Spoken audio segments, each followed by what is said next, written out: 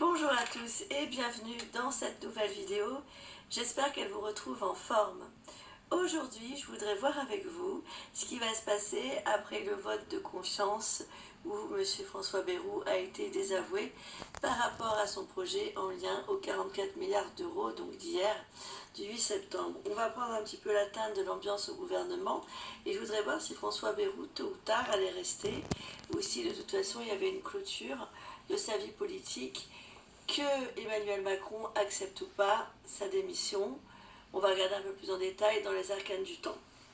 Alors pour ce faire, je vais me servir de l'oracle Béline version Gabriel Sanchez et également d'un petit Lenormand pastel appelé Innocente Secret Lenormand.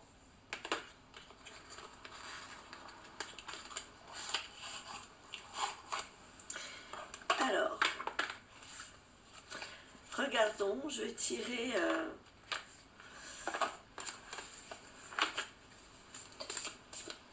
9 cartes de chaque.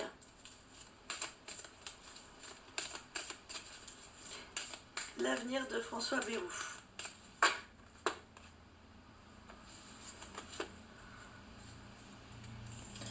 Nous avons le procès par rapport à l'appui, c'est-à-dire qu'il ne sera pas soutenu comme il faudra pour qu'il puisse avoir une carrière pérenne.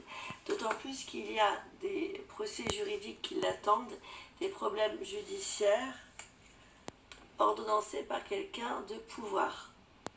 Ça peut être le magistrat qui ressort, la justice qui tranche, par exemple. Allez, l'avenir de François Bayrou.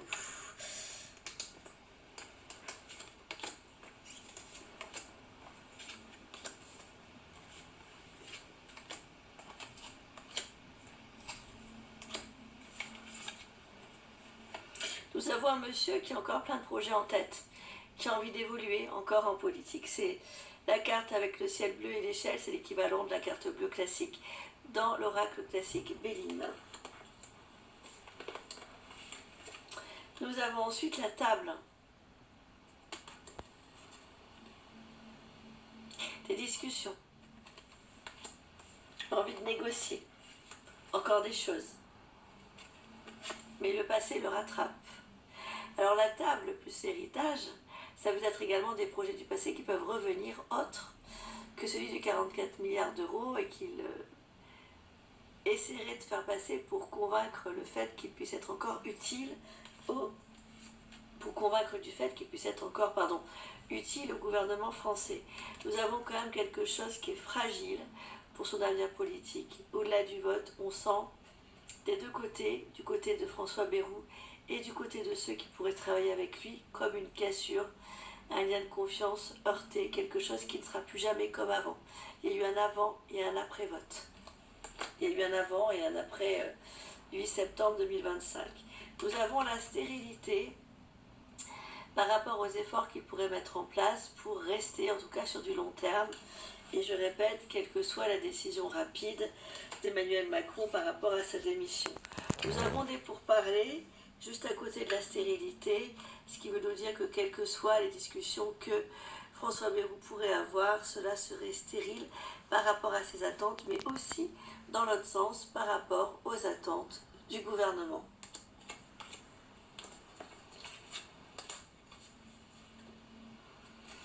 D'autant plus qu'il n'est pas forcément soutenu.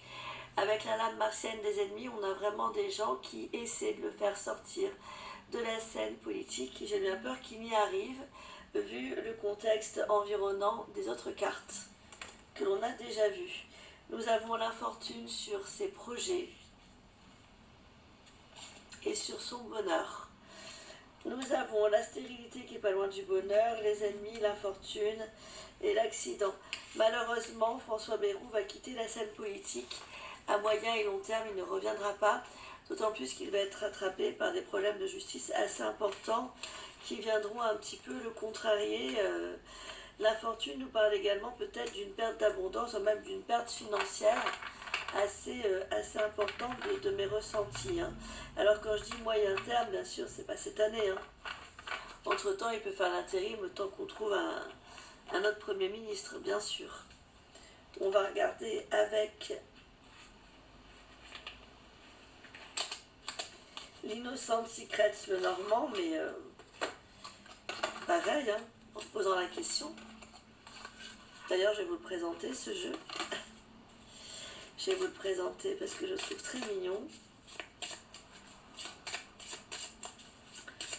Alors, qu'en est-il de la carrière de François Bayrou? Toutefois, nous avons un complément d'information par rapport à ça.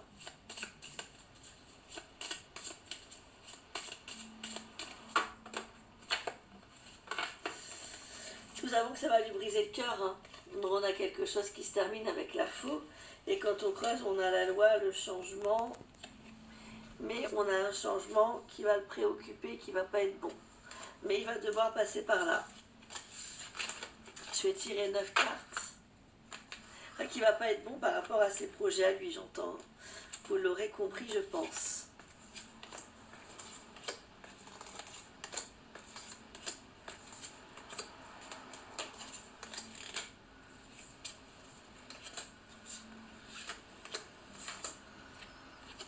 Des documents officiels qui se trament le concernant avec la lettre.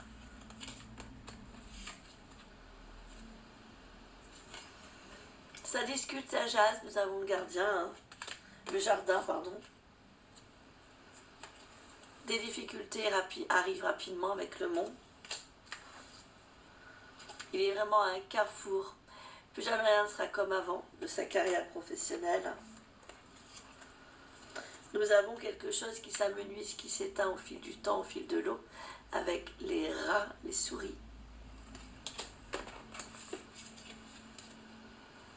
Même si c'est quelqu'un qui aurait pu apporter effectivement des bonnes choses, mais on sent qu'il est fatigué.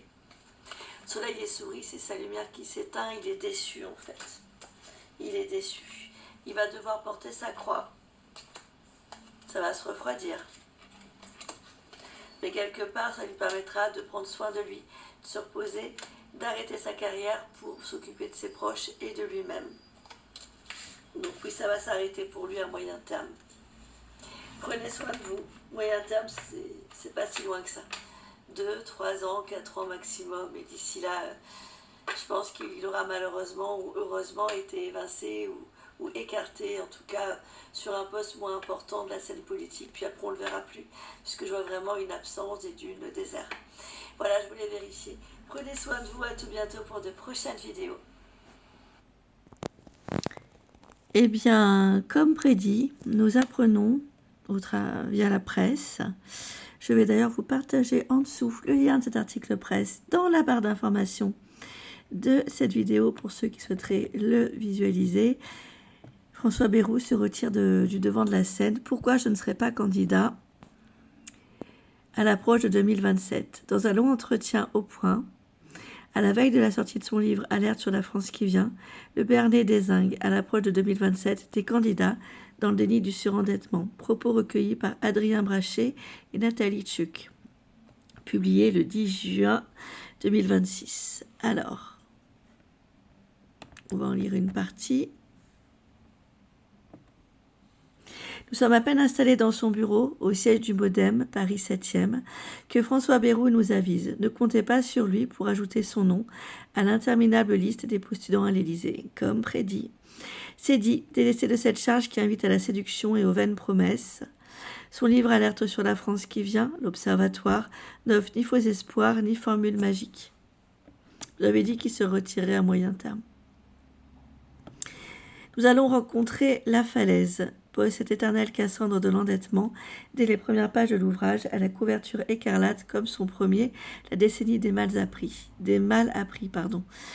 J'ai fait une liaison qui n'avait pas lieu d'être. Du récit de ces 9 mois à Matignon émane une sourde amertume contre un monde politique dopé aux guerres du couloir, coupable de non-assistance à jeunesse sacrifiée, mais c'est à propos de l'affaire Bétaram que la colère de l'ancien maire de Pau, battu en mars, se fait brûlante.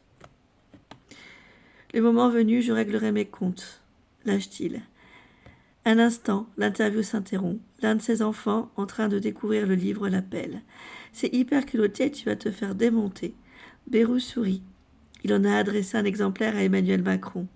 qu'on ne s'attende pas à ce qu'il admette des erreurs, pas même des maladresses. Pas ce genre, c'est pas son genre. Il préfère tourner son regard vers la présidentielle.